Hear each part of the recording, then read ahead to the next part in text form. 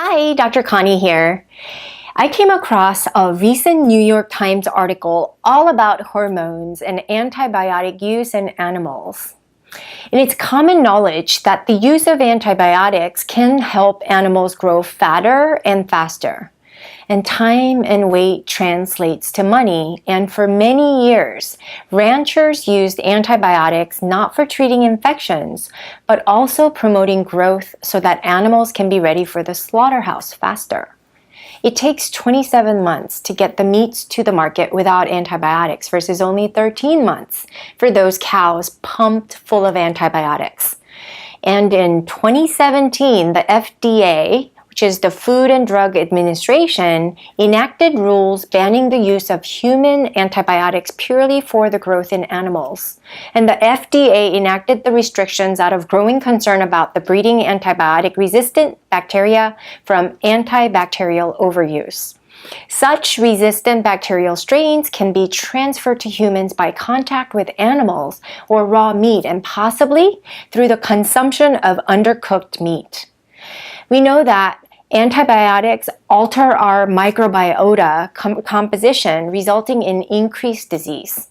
And according to the CDC, more than 400,000 U.S. residents become ill with infections caused by antibiotic-resistant foodborne bacteria each year, with about 1 in 5 resistant infections caused by germs from food and animals. This is a great public health concern because such antibiotic-resistant animals are potentially harmful to humans. Such pathogens are easily transmitted via food chains and widely spread into the environment through animal wastes as well. And despite the ban, there's speculation that the ranchers continue to use antibiotics in their animals to beef them up for more profit. And experts agree that the FDA rules have a giant loophole that allows farmers to continue to use antibiotics to prevent disease even in the absence of symptoms.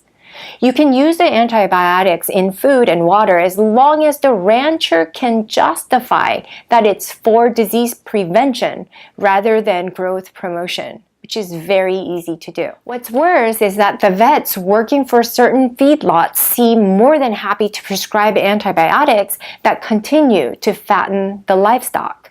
And because the FDA does not collect data on the reason for the use of the drugs, it's hard to document and prove its abuse. We know that there's growing evidence that proves that the antibiotics we take can cause our gut microbiome to become unbalanced.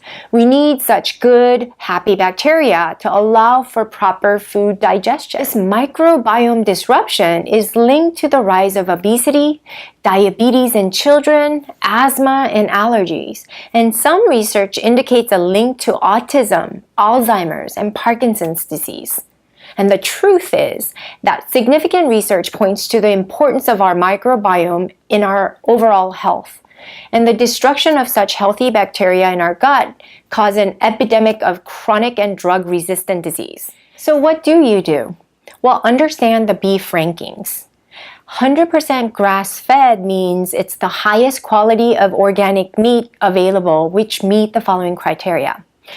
Animals are fed only grass from weaning, with supplement food only as needed. Animals are never confined to feedlots and are able to roam freely on pasture. And animals never receive antibiotics or growth hormones. And lastly, animals originate from American farms. Number 2 is grass-fed. Cattle have the ability to graze for food, but are also provided with supplemental alternatives. They also have to be fed grain the last 2 to 3 months of life before slaughter. Number 3 is simple organic. Cattle were raised with strict regulations and annual verification of standards set forth by the USDA official, including born and raised on certified organic pasture. Number 2, not confined to a feedlot, but must have unrestricted access to naturally graze outdoors. Number 3 is sanitary conditions must be maintained. Number 4, cattle cannot be overcrowded. And number 5, all synthetic contaminant exposure must be avoided, including hormones, antibiotics, GMOs, and artificial fertilizers and pesticides. But the disadvantage of this is that they may be fed corn and or other grains, although this food source must be organic. Number 4 is natural. Standards for this label include minimally processed meat that meet the following criteria. No artificial ingredients such as preservatives, coloring, or flavoring, and cannot contain salt or additives, and can include meat raised in factory feedlots.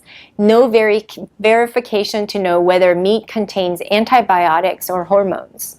Food source for animals can be genetically modified. As a consumer, you must make informed choices. While it's very difficult to stay 100% grass-fed, I highly recommend at least the organic. Not only do the conventionally raised animals contain lower amounts of omega-3 fatty acids, they can pose a threat to our microbiome, leading to a milieu of other potential diseases. If you enjoyed this vlog, please share with anyone who may be interested, and subscribe to our podcast and YouTube channel, and like our Facebook pages, Lupus Rebel and Alkaline Wellness, to stay in the loop. And I'll see you next time.